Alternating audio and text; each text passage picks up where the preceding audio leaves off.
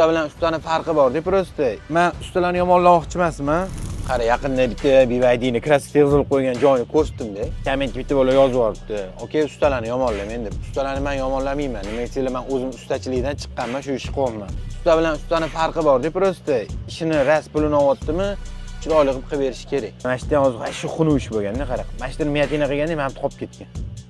Xunushda. Bagajda ham miyatinasi bor-da.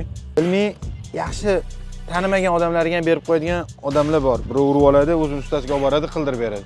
Men ustalarni yomonlamoqchi emasman.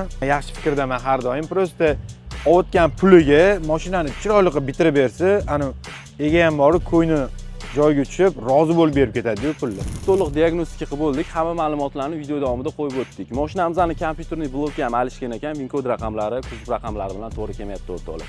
Mashinamiz 84 ming kilometr yurgan.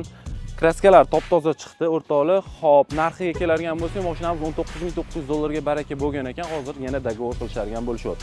Mashinamizning motorida ham ozgina ishi bor. Kimga shunaqa sifatli xizmatlar kerak bo'ladigan bo'lsa, bemalol aloqaga chiqinglar, bo'y mashinalarni ko'rib beramiz.